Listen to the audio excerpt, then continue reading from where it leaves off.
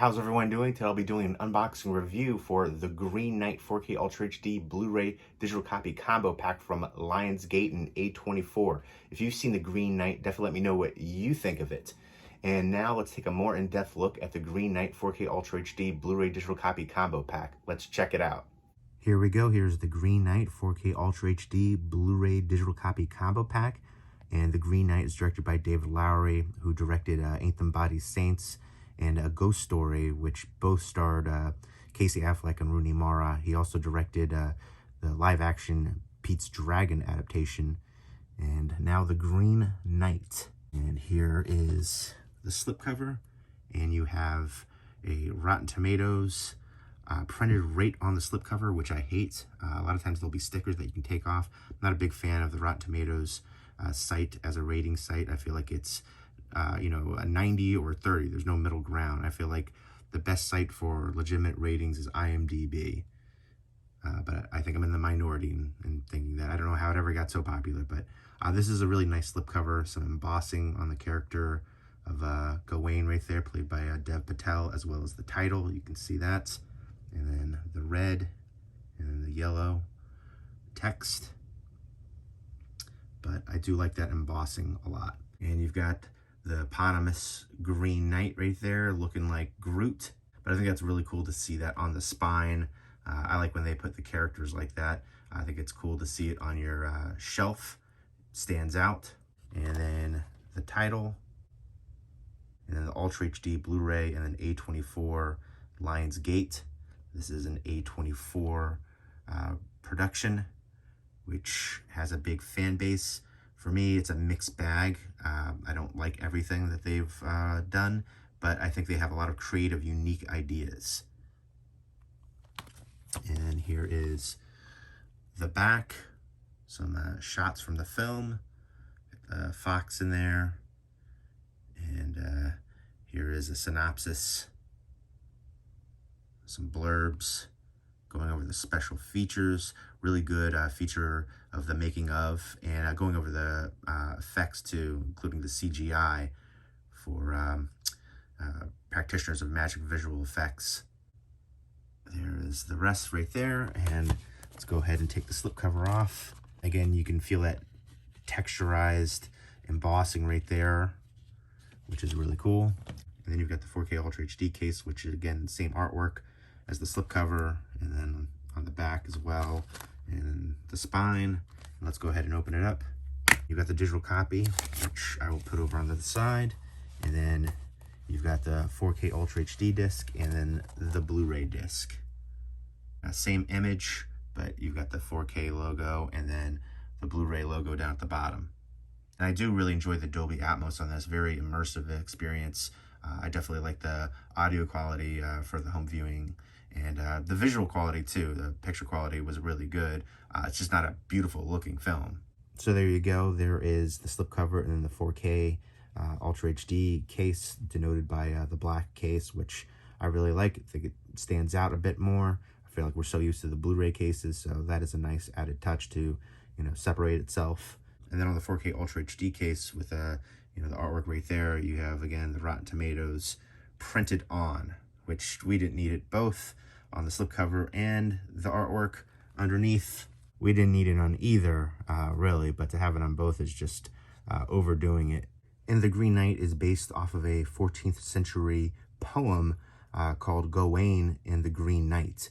And there was a movie based off of that poem in 1973 called Gawain and the Green Knight, and was later remade by the same director in the 80s, starring Sean Connery in the remake.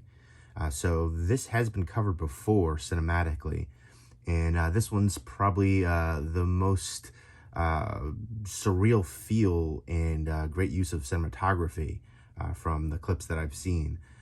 This one to me though was a case of style over substance. It was beautiful to watch. It was surreal. It was haunting. I love the imagery, but there wasn't a lot of depth there. You can read into certain things, but it just kind of leaves you scratching your head at times, and there's a lot that could have been edited out. We didn't need to see a premature ejaculation scene in this. And there was a couple other scenes that just left you wondering, why was this in here?